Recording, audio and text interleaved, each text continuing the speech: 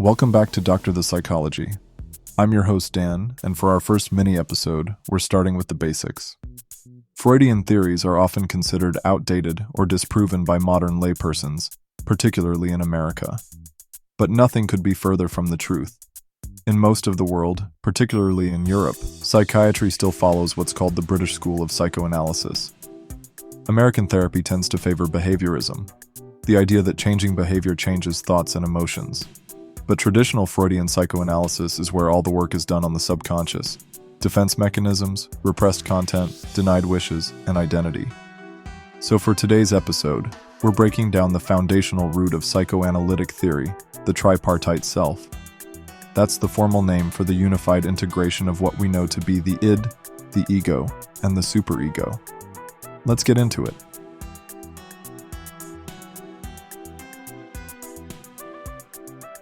What makes an ego integrated and whole? The concept of the tripartite self means literally that the self is composed of three distinct parts. Before exploring what each part is and means, it's important to ask, what is a self if it's not composed of three parts? And the funny thing is, we talk about this all the time, but we don't usually recognize it within this framework. A person who lacks an integrated, unified tripartite self has a borderline personality structure. What is a borderline personality? What is a split ego? Dr. Jekyll and Mr. Hyde. A person who is hot and cold, off and on, alternately present and absent, loving and hating. Positions are held inconsistently, and you're never quite sure which version of the person you're going to get. They may seem to be like different people at different times. One moment they feel one way, and the next they feel the complete opposite. There's no continuity. If you love me today and hate me tomorrow, which one is really you? How do you really feel? How do I know which one is real when it keeps getting contradicted by the other in cycles? There's a reason why it keeps changing. For a split borderline ego structure, time and identity is fragmented. Reality is experienced as fluctuating based on current emotions without being threaded together through a continuous, narrative sense of self. Opposite emotions are experienced, in that moment, as equally true. Strong love felt today is true, and complete hatred felt tomorrow is also true. There's no cumulative continuity across time, and it doesn't feel contradictory. By definition, a split ego means conflicting views and emotions can't be held in mind simultaneously. A person cannot be both good and bad. They're one or the other from moment to moment, and the contradiction doesn't feel illogical. We touched on this a bit when we discussed splitting and dichotomous thinking in the first episode. That's what it means. A lack of a cohesive sense of self, which is a reflection of a lack of an integrated tripartite ego. The ego. The ego itself is what is traditionally thought of as the self. We're all aware of people with fragile egos, or big egos. The ego itself is analogous to self-image. This is complicated in times where the person's ego doesn't match the person that they are. Some have unjustified, inflated egos, sure, but there are also people who have punitive, devaluing egos that do not match the goodness of their selves. The way the ego forms depends on the integration of the other two parts of the tripartite self. George Valiant writes in The Wisdom of the Ego that the ego isn't about vanity, but an integrated and adaptive nervous system. He explains that the ego in the Freudian sense refers to the mind's capacity to integrate inner and outer reality, to blend past and present, and to synthesize ideas with feelings. He uses the analogy of the agile rider of Plato's two horses as the ego's self-preservative nature. He says, a horseman trying to ride two horses at once, goaded on by the selfish impulses of the id, hemmed in by the moral constraints of the superego, rebuffed by reality, the ego struggles to cope and to reduce the forces that work on it into some kind of harmony. The ego institutes delay in our instinctual behavior. Look before you leap. In doing so, it can neutralize instinctual urges. In Phaedrus, Plato described the ego's task of mediating between conscience and desire this way. I divided each soul into three, 2 horses and a charioteer, and one of the horses was good and the other bad. The right-hand horse is upright. He is the lover of honor, modesty, and temperance. The other is a crooked, lumbering animal. the mate of insolence and pride, shag-eared and deaf, hardly yielding to whip and spur.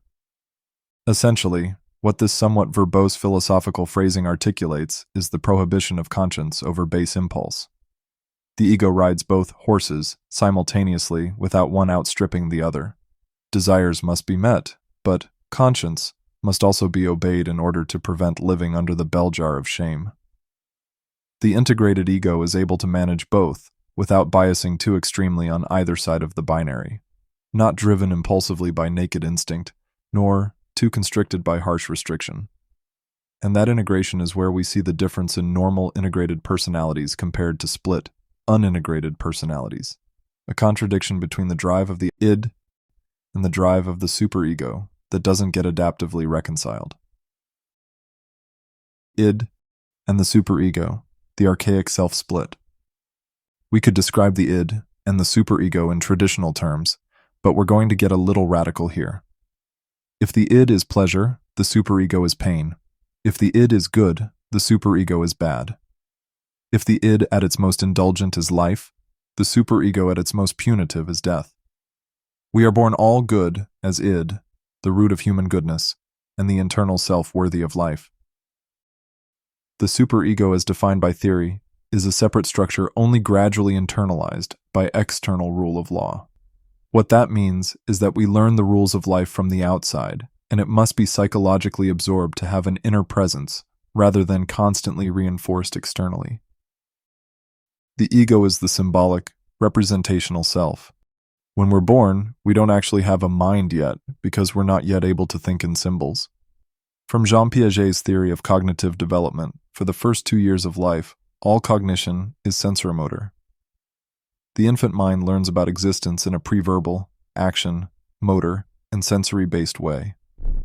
The preverbal sensoromotor experience of reality is organized and encoded in the brain as the deepest root of our bodily, affective experience.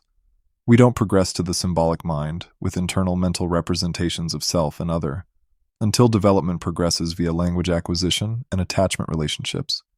Cognition is the brain, but psychology is the mind. For the helpless infant, if he experiences too much frustration of needs from the external world, particularly at the hands of neglect or abuse, his sensorimotor experience will be dominated by the death instinct. Attachment, survival, and the sense of safety is threatened when caregiving needs aren't met. Attachment and need gratification determines whether development of the superego biases on survival or death. The goodness of the psychological self is not only diminished, but shamed, unworthy of life and care. The pain of the superego dominates the pleasure of the id. At severe levels, too much dominance of an attacking, ungratifying superego will result in individuals who are not only destructive to others, but destructive to the self. What was once perceived as external attack becomes what's called turning against the self, internal attacking. This is important for several reasons. First, the infant who biases on the id from consistent need gratification forms an internal representation of self and others as positive and worthy. The superego's restrictions are not so punitive that they can't be internalized as a tolerable part of identity. Since it doesn't attack and annihilate the self, badness can be seen as acceptable. The pain of the superego then internalizes, dominated by the id. In effect, representation of the superego is representation of the ideal self. As long as we follow its strictures, we can avoid shame and self-loathing. The superego tells us who we should be in order to be acceptable to the self, society, and others. Striving to meet the ideals of the superego's shoulds and shouldn'ts is how we gain the healthy self-esteem to believe we're worthy of love and of having our needs and goals met. Biasing on gratification allows us to tolerate frustration. All three parts of the ego are now present and internalized. The tripartite self integrates. The ego is whole. Both good and bad can be recognized in the self and others, and we can experience both pleasure and pain. But for the split ego, when the superego is too punitive and attacking of the good self, it remains external. It doesn't internalize, it remains split out of conscious awareness, influencing the self subconsciously and externalized onto others. It doesn't get recognized as part of one's own mental experience, seen as something imposed from the outside. This results in a sense of being forced to adhere to unwanted and persecutory restrictions. Who the self can and can't be is felt to be controlled from the outside. The restrictions of the externalized superego are misperceived as coming from others. But the call? It's coming from inside the house. In object relations theory, the modern-day continuation of traditional Freud, normal and abnormal personalities are distinguished on the basis of what's called identity diffusion. A diffuse identity lacks coherence, continuity, and symbolic meaning. Identity doesn't consolidate when the superego doesn't internalize, because how we are seen in the eyes of others is a part of who we are too. If the mirror is too attacking, that part of the self is disavowed, because we absolutely must have a sense of internal goodness. And shame annihilates goodness. As long as the superego is so harsh that it can't be internalized as tolerable, identity, the tripartite self, remains split. The self and others are misrecognized. You are not who you think you are, without that internalization, and others are not who you misperceive them to be. Internalization of the superego means alignment with the idealized self who did nothing wrong. An externalized superego means being haunted by a constantly attacking and devaluing inner self. It doesn't have to come from anyone else. And the archaic split of full recognition of the self and others remains. Instead of a tripartite self, the two poles are stitched together into some sort of amalgam papered over with primitive defenses, denial, and rationalizations. An intact, integrated, whole ego in and of itself serves as a defense against annihilation. Distorted defense mechanisms aren't needed, and that is the hallmark of a fully integrated ego structure.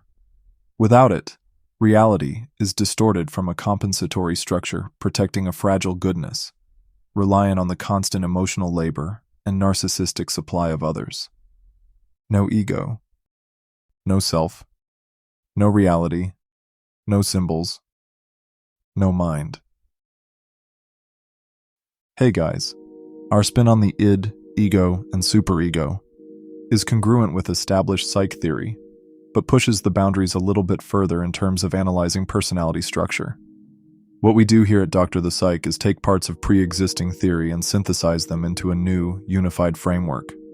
We believe we've made some innovations to the field, and are curious about what does and doesn't challenge current belief systems of what most people understand about the mind. With the changes from modern technology, we believe it's more imperative than ever to correctly recognize what constitutes normal and abnormal human psychology. We believe there are worrying changes in the field that could cause harm if left unchecked, and hope our contributions can play a role in keeping humanity progressing forward. I'm Dan with Dr. the Psychology, and for our next episode, we'll be taking a look at the first 2 seasons of HBO's The White Lotus for a deep dive into its societal themes, morals, and messages. We're all in this together. We want to push the field toward truth, not trend. And we all have to take responsibility for the narratives we inherit, as well as the ones we pass on. As always, if you like this episode, please tell your friends, share and discuss, like, and subscribe. Take care, and we'll see you next time.